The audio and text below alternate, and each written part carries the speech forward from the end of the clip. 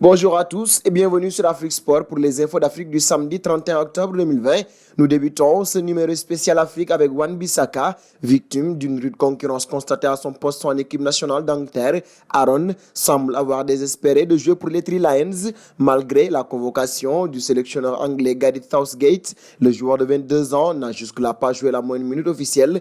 Ainsi, la Fédération congolaise de Football Association a dépêché Trésor Loa, qui a lui aussi grandi en Angleterre avant d'opter pour les Léopards afin de tenter de convaincre l'arrière droit de Manchester United et ses parents.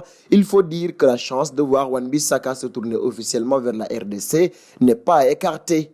Nous passons à Krépin Diatta. Pour sa troisième saison avec le club Bruges, Krépin Diatta doit désormais effectuer l'année de la confirmation. Malgré ses 21 ans et 2 premières saisons en nette progression, le Sénégalais est attendu au tournoi pour exploser et espérer rejoindre l'un des 5 grands championnats à la fin de l'année. Après 2 buts et 5 passes décisives en 28 matchs de compétition confondus en 2018-2019, Diatta a offert un sacré boost à ses chiffres l'année passée grâce à ses 8 pions et 4 passes décisives en 35 rencontres, toutes compétitions confondues. Et cette saison, alors qu'il ne compte que 8 petites apparitions seulement, il a déjà planté à 5 reprises. Il part donc sur les chapeaux de roue et cette année pourrait bien lui permettre de rejoindre un grand club l'été prochain. D'ici au mercato estival, en juillet prochain, Diatta a un gros objectif pour cette saison, porter le club Bruges vers le titre de champion de Belgique.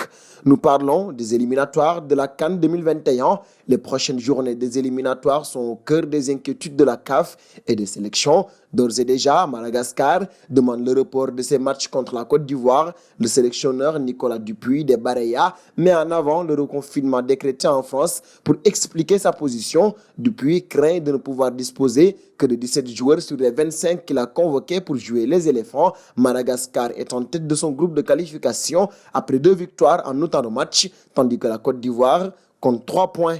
Un bond en Guinée équatoriale.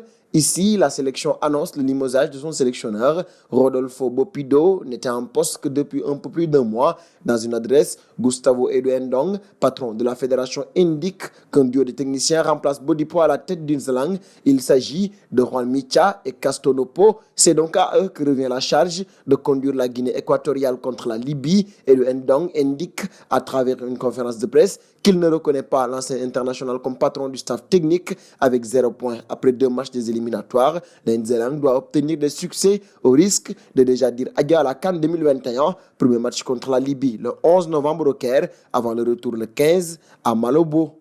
Ligue des champions CAF désormais, la Confédération revoit ses dates pour la demi-finale retour de la Ligue des champions qui opposera le Zamalek au Raja. Ce match, prévu initialement le 1er novembre, se disputera finalement mercredi 4 novembre. La finale de la dite compétition a été renvoyée au vendredi 27 novembre alors qu'elle devait avoir lieu le 6 novembre. La CAF a aussi rappelé que le précédent report avait été fait suite à la demande des autorités égyptiennes, hôtes des rencontres et en respect du protocole sanitaire lié à la pandémie de Covid-19. Dernier point du jour avec Ahmad, le site officiel de la Confédération africaine de football a annoncé que le président de football africain, Ahmad, a été atteint par le coronavirus. Le communiqué affirme que le Malgache est actuellement mis en quarantaine. Cette annonce intervient quelques jours après le test positif du président de la Fédération internationale de football, Gianni Infantino. L'Italo-Suisse, qui est asymptomatique, s'est également mis en isolement, conformément aux règles sanitaires.